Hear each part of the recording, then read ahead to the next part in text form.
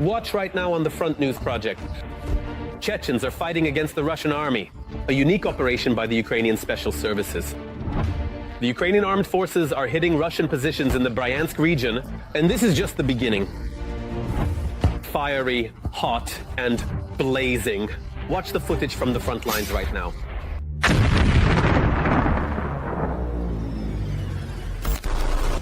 The fourth year of full-scale war, the war that Vladimir Putin and his pack have unleashed on Ukrainian soil.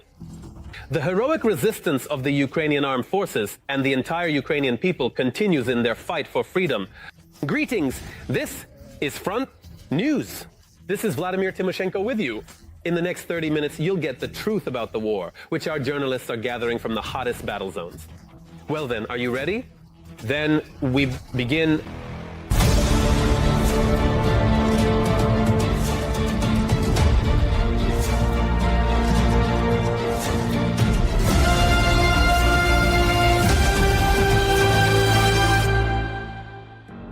And we start right away with exclusive material.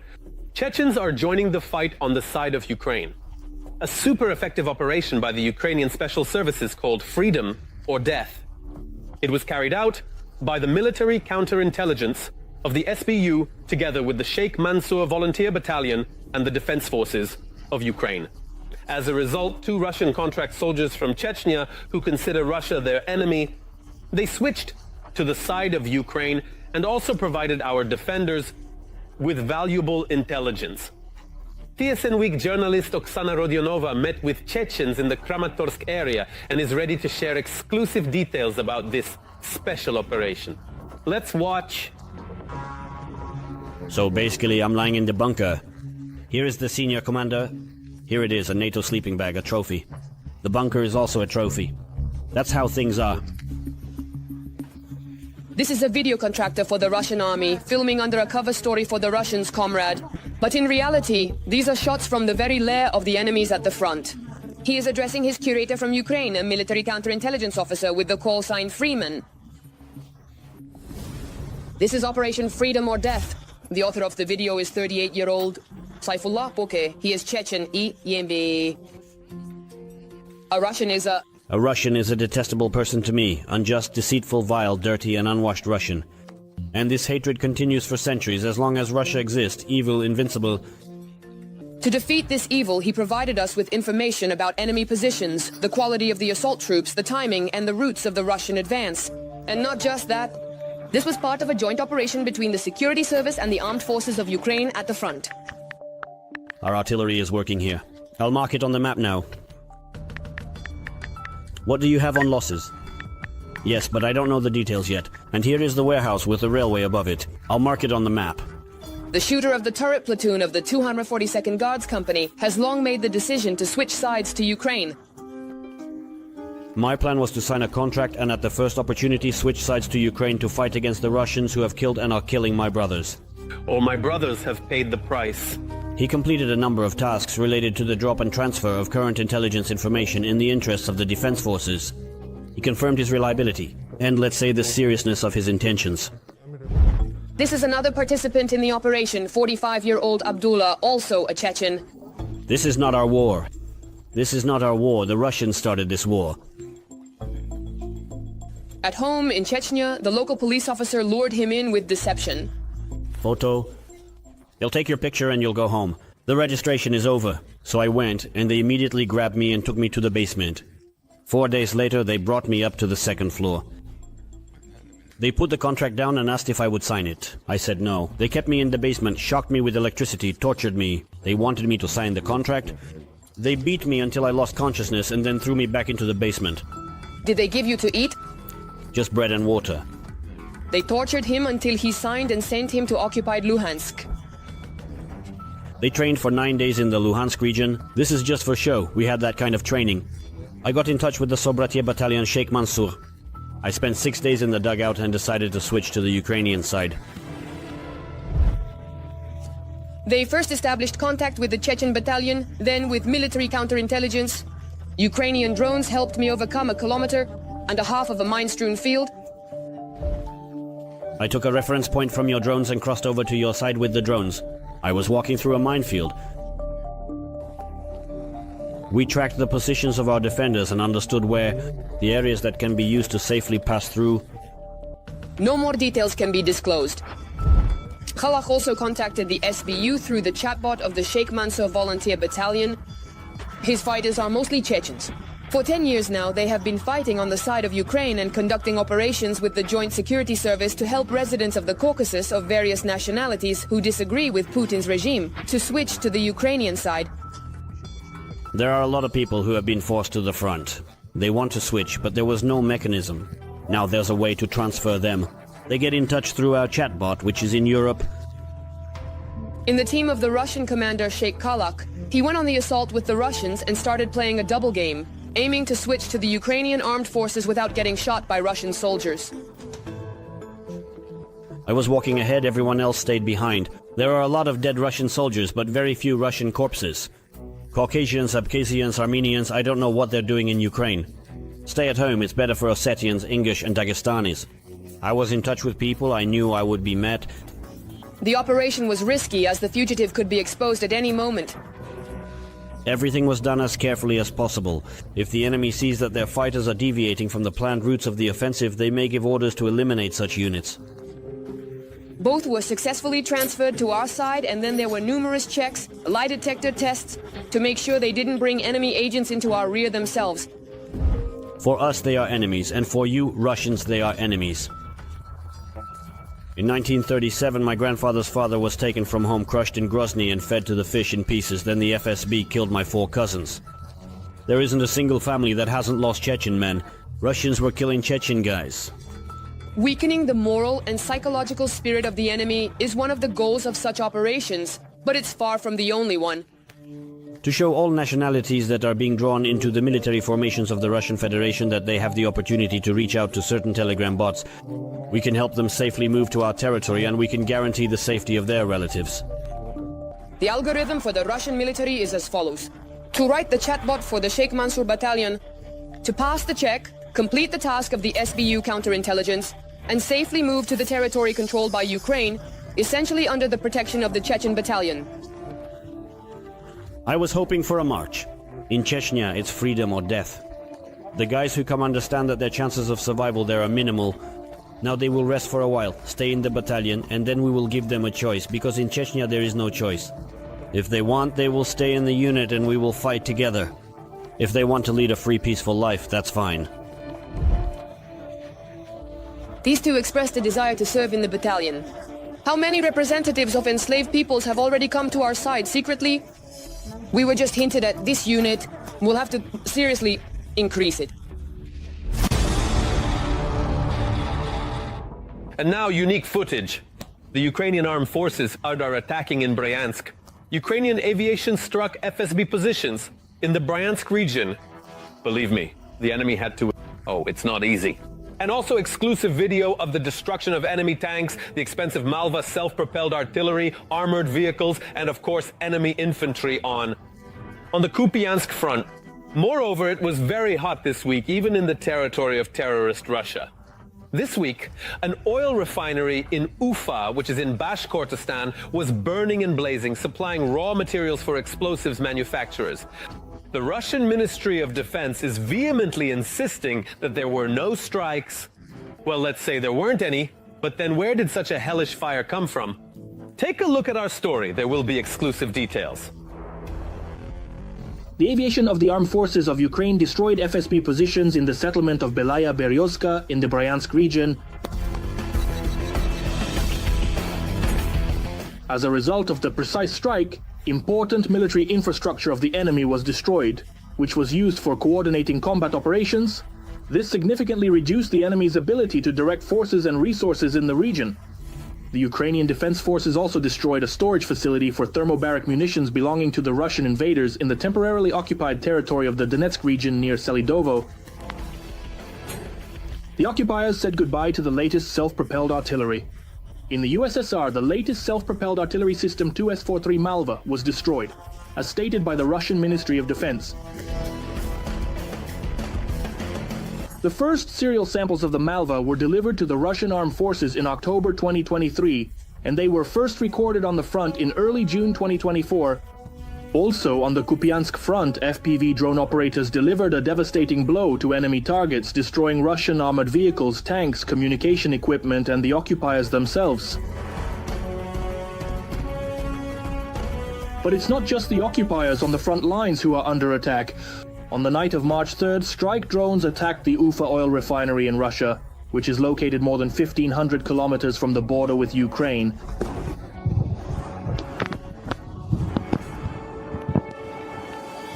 And what's going on with the fire? It's on fire. Witnesses claim that even in the remote areas of Ufa, the windows in the houses were shaking and the fire quickly spread across the territory of the oil refinery. Sorry, we're pushing harder. Well, right now the spare tire, yes. No, maybe. Oil. The capacity of this oil refinery complex, which consists of several facilities, is about 20 million tons of oil per year. The strike was carried out on the Eli 24/7 installation, July 24th, at the oil refinery. Additionally, according to operational data, there was a direct hit on the storage facilities for petroleum products, which led to a large-scale fire and the destruction of part of the technological infrastructure of the enterprise. We're talking about the drones of the main intelligence directorate of the Ministry of Defense of Ukraine that were taken out of action, 2 vertical steel tanks RVSP 3000,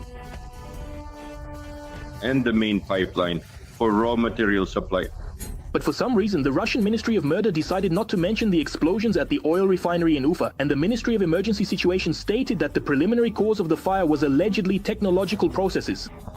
Official authorities are preventing the emergence of information about the nature of the equipment failure at the Ufa oil refinery, because the appearance of this information will indicate on the absence of Russian air defense, the inability of the Russian central government to effectively counter Ukrainian drone strikes, and accordingly it raises doubts about the subjectivity of the Russian Federation at this moment in the negotiation process. Meanwhile, the situation at the front remains tense. According to information from Deep State, in the Kursk region of Russia, the occupiers have focused their efforts on fire control and logistics routes for the armed forces of Ukraine. Deep State also reported on the advance of Russian troops in the Kharkiv region and the Donetsk area. In addition to the tactical successes of the Russian troops, there are also tactical successes of the Ukrainian defense forces in the Donetsk direction and in Kharkiv. In the Donetsk direction, the Ukrainian defense forces have further advances and tactical successes in the Toretsk direction. We're talking about the threat of encirclement of the Russian units concentrated in Toretsk itself. Regarding the advance of the occupiers in the Kharkiv region, yes, there are certain tactical successes indicating an expansion of their presence in the so-called foothold. The main task of the occupiers is to create a threat of direct access to the strategic logistics hub of the Ukrainian defense forces, which is Kupiansk. And for better protection, the United Kingdom will strengthen Ukraine's air defense with interceptor missiles. We're talking about LMM missiles, as well as the Rapid Ranger launchers. And now it's time to analyze the operational situation on the Huliaipol front. The enemy continues their military terror in southern Ukraine. On the Huliaipol front, the invader does not stop trying to improve their position. Today, the defense forces repelled 3 attempts to advance in the areas of Pryvilia and Novoselki. The enemy's aviation also carried out strikes with guided aerial bombs on Huliaipol and Timirovka. 1 person was killed and another was injured as a result of the nighttime strike, March 5th, in Odessa region. For several days, the enemy has been launching massive attacks on the city and the entire Odessa region using strike drones. They are targeting energy infrastructure because over the past 2 weeks they have destroyed 4 substations. As a result of the combat operations, debris fell on residential buildings. As a result, the settlement was affected last night in the suburbs of Odessa. At the site of the impacts was the correspondent from SN, Sergei Sachuk. Let's watch his report from the scene.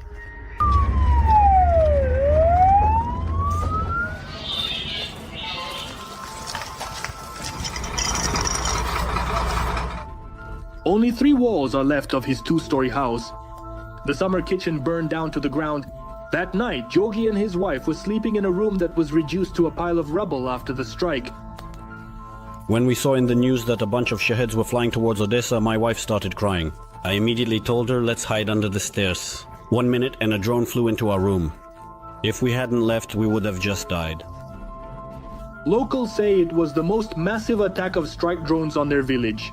For an hour we heard explosions and saw through the windows as neighboring houses caught fire one after another. The women were very scared because it was extremely loud. First there was one explosion and all the lights went out. Then 3 in a row, then I counted to 10, but I stopped counting after that because it was exploding all the time and our defenders were constantly firing back. And there was a lot of work for the rescuers at night. A lot of special equipment and emergency service workers were sent here. The work was complicated by the fact that for safety reasons we had to wait until the air raid siren was turned off. It was difficult because there were a lot of impact sites which caused large fires. The rescuers were also looking for water sources as the water in one tanker was barely enough for a few minutes. It was important for us to connect to the hydrants for a continuous water supply. According to the prosecutor's office, a 73-year-old man was killed as a result of the strike. Another wounded person is in the hospital. Part of the city was left without electricity, water, and heat. All of this had to be restored in the morning. Meanwhile, while Odessa and the suburbs were under attack, the drones the enemy struck with a ballistic missile at the Belgorod-Dniester region. A missile hit an empty sanatorium. The building is almost completely destroyed.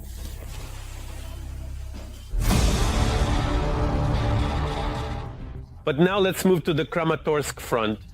Yes, this is yet another sacred goal for Putin, Unak, and his pack. Accordingly, the situation here is tense to the limit. In the Kramatorsk direction, Ukrainian defenders repelled 5 attempts by the occupiers to advance in the area of Chasiv Yar. At the same time, 3 combat encounters have already concluded. The enemy also carried out an airstrike on Kramatorsk town itself. In February 2025, well, just recently, Ukrainian defenders destroyed the largest number of Russian armored vehicles ever. At first, there was a full-scale invasion with manpower, of course. And what's important here, Ukrainian weapons are performing very well on the front. This was confirmed by journalist SN, weeks by Alexander Zagorodny. He visited a secret position of the Bodan artillery system, and right now, he will talk about its so-called growing pains, which is an objective process, and about why the fighters have come to love this Bodan so much. We present this material to you. The bloody sun is slowly hiding behind the Donbas spoil heaps. Our filming crew is heading to a secret position that no one should know about. To the gunners of the 48th Separate Artillery Brigade. They are armed with Bodan. This is a Ukrainian artillery system. 137 caliber NATO standard. The quality is on par with the best world samples. But how does it perform in battle? We arrive at the position already in the dark, while enemy drones are constantly searching for our Bodanas to destroy them. Bodana is heading out for deployment. From somewhere below, it seems from underground. The gunners have only a few minutes to prepare before they are spotted. Enemy night reconnaissance drones. Shot there. Just a few shots and Bodan disappears again, somewhere deep underground. From the neighboring position, they reported enemy drones in the air. Already in the bunker, we managed to sit down with the gunners and talk about Ukraine's latest weapons. Bogdan, these guys have already fallen in love, they say. There are still some minor childhood illnesses.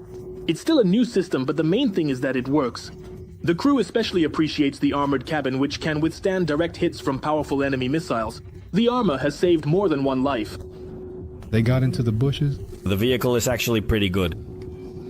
The car is good, I'm telling you, the chassis, the cabin. The cabin is American. It can withstand 2 or 3 missiles, though the windows are broken. There were days, the fighters say, when they could only manage to rest for 2 hours a day. Bodan is working at the limit of his capabilities. The commander with the call sign Saint notes another feature of the Ukrainian cannon, its accuracy. A shot. The first shot is for zeroing in, just like with all artillery. The second and third always hit the target. Really? Yes, yes. On target. Where can you aim with the second shell? What could that be? Damn, yeah, the Panzer MLRs. Just this morning we hit them. Really, since early morning. Mainly it's about the manpower. Ukrainian weaponry is slowly but surely appearing at the front.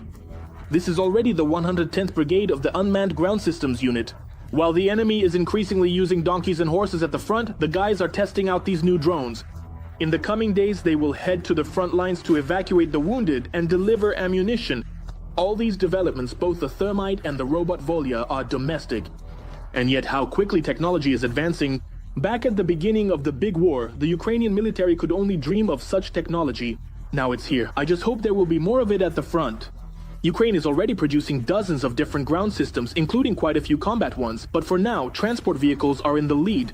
And the main thing about the thermite is its versatility. It can be used for evacuation, for delivering ammunition, food supplies, and you can even mount weapons on it. And it's a really cool machine. Volya is specialized. It's only for evacuating the wounded. Such technology will save a lot of lives. I can't help but ask the fighters about the negotiations. Commander with the call sign Hook believes that the enemy is currently pushing as hard as they can to capture as much Ukrainian territory as possible. Therefore, our fighters need to hold their ground and withstand this pressure. The more there is, the more, let's say, trump cards you have up your sleeve, the easier it will be later to discuss whether they will leave that area or not. And right now, we're all in anticipation of these unclear negotiations. It's exactly the hardest time, which will determine what will be on the negotiating table, what the conditions will be. Hold out, we need to endure. Well, basically, that's what we're doing. Yes, it's a bit more complicated now. But right now, the analysis of the situation at the Pokrovsk front shows that the Russian world continues to destroy, kill, and maim. Since the beginning of the day, the occupiers have made 12 attempts in the Pokrovsk direction to push our defenders who are positioned in the areas of the settlements of Luch, Nadivka, and Andreevka. The defense forces are holding back the enemy's assault, and they repelled 11 attacks in the process. One combat encounter is still ongoing. Recently, the number of assault actions by the Russian army in the Pokrovsk direction has decreased. The armed forces of Ukraine are carrying out certain counteractions and have, albeit minor, successes. Let's go right now to this crucial section of the front and see the representatives in action. 25th Airborne Brigade. We're watching exclusive footage from our colleague from the news service, Yulia Kirienko. A Ukrainian drone operated by a pilot from the 25th Airborne Brigade is searching for enemy positions in the thicket near Lisovka. The village, which until recently was a hotspot where Russians were constantly attacking our troops, now it is under Ukrainian control. The pilot spots 2 Russians trying to reach their positions, but in vain. The occupiers are dying among the remnants of the trees. It was in this Pokrovsk direction that Ukrainian warriors managed to defeat a significant grouping of Russians, effectively wiping out several enemy brigades and capturing not only regular infantry, but also Russian stormtroopers. We pinned down and smoked out everyone who was supposed to storm us. Everyone is coming to us to surrender. First, our troops attacked the occupiers' headquarters in Seledovo, completely destroying it with a precise strike. A hideout with enemy officers. Then they took control of the main logistics routes from this currently occupied city, so much so that it has become completely impossible for the Russians to either leave or enter Seledov.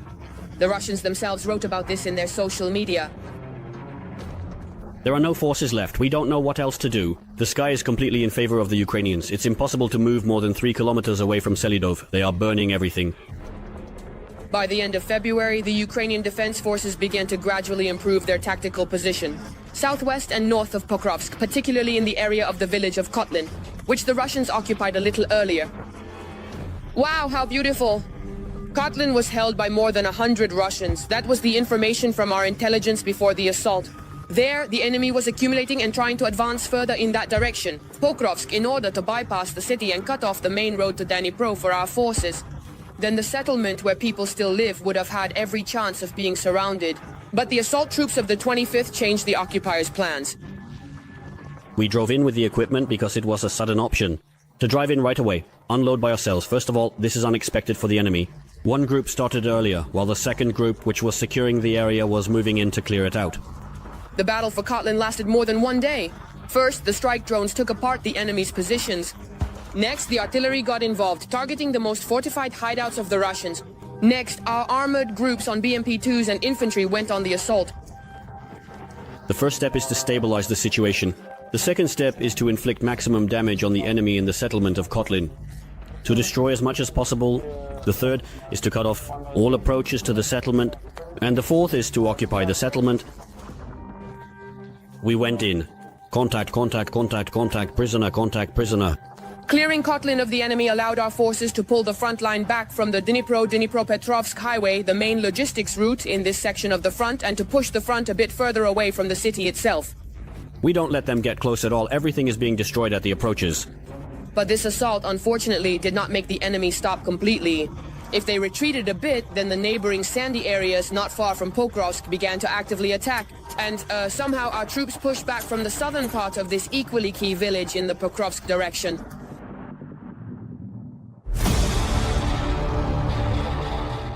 Well, now it's time to analyze the situation on the Kupiansk and Lyman fronts. The enemy is getting more ferocious here. In the Kupiansk direction, the aggressors carried out 2 assault actions near Grizovo. We faced resistance in the process. In the Lyman direction, the invading army attacked 8 times near Nevske and towards Rihorivka. 3 combat encounters are still ongoing. This terrible war has shattered lives. To the thousands of peaceful Ukrainians who suffer daily from enemy rockets and drones, about how peaceful people survive in the war-torn Donbas ravaged by Russians, about how they live on the edge of death every day. Next, chilling material from Alexander Zagorodny.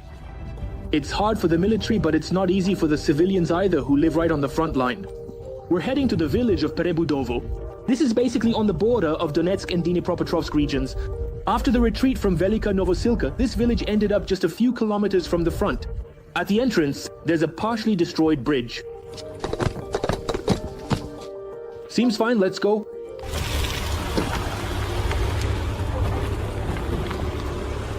Walking through the empty streets between the ruined houses is terrifying. It seems we've left. Everything's been abandoned, the homes, the belongings that were acquired over a lifetime. Is anyone alive? We're moving to the neighboring village, Bolshoye Kamari. This is how another Ukrainian village dies. This is how another Ukrainian village dies. This is Kamar. Fantastic places, rivers, a pond, a beautiful church, but the front line is just 10 kilometers away from here. Almost everyone who could leave has left. There are people with disabilities, pensioners, and elderly folks left behind. Those who have no one to go with and nowhere to go are the ones who stayed. The shops in the village are no longer open. There's no electricity, the post office is closed, but bread is still being delivered. It's being distributed by Elena Pastushenko, a refugee who was allowed to stay in an empty house. Although it's good. They can give it... Hello? Pensioner Alexander is filling a whole bag with bread from the UN to feed his entire street. Vaz, well, take it. You'll have to with your husband. Let's go. They've been shelling for 3 days in a row. They've been shelling for 3 days in a row. You say it's quieter today? Yes, it's quieter. How many people did you get the bread for? For 4 people. Once a week, water is brought to Kamar. The local water supply isn't working. The wells have been flooded, and the water in them is sometimes hard and salty. Even under such conditions, with all the comforts of civilization absent, people are trying to joke. I'm here, thank God, alive. I've lived for 70 years, thank God, and when I was little, I got used to the water. Now I'll drink that water, and it just stands here, not going anywhere. Here you are standing, there is nowhere to see further. Well, I'll tell you what. But I'll tell you, for 70 years, you look very good. Well, I have a good wife. She kept me well. I see that the shelling is serious, but you don't lose your sense of humor. What can you do? You only have to die once. No one has died twice yet. The pensioner Vera smiles at us, even though she's no longer sure that after the horrifying shelling, all of this can be called a full life. Neither alive nor dead, that's it. Why? What kind of shelling is it? Are they shooting heavily? Well, you see, even going out to feed the livestock is scary. The youth have left, and now we have to feed the cats, dogs, and chickens. You walk in bursts. Before the war, there were once 1,700 people living in Komar. Now at least 100 have gathered. Once there was a powerful enterprise here, a farm with 14,000 pigs and 8,000 chickens. Now pensioner Vera is going to feed the livestock that belongs to her neighbors who have left. These are the cats, dogs, and a few chickens. The woman isn't sure that she won't get hit on the road. Another Russian shell, but I can't go anywhere. Somewhere there in the cold neighbor's house, hungry cats and dogs are sitting. What strange things are happening in this world? The concept of the Russian world was first declared by the Russian Orthodox Church, and now the Russians, first of all, what they do in Ukraine is destroy churches. They believe that Ukrainian soldiers are hiding right here. Here in the village of Komar, there's little hope for Donald Trump, but at least because there's been no electricity for a long time and news is hard to come by. Here, in the old-fashioned way, they believe in the armed forces and hope that God will save Ukraine and their beautiful village of Komar. That's all for today, but very soon on the Front News program, new, unique materials from our journalists from the hottest spots of the war, gathered so that you know the truth. You were with Vladimir Timoshenko. Take care of yourself and your loved ones.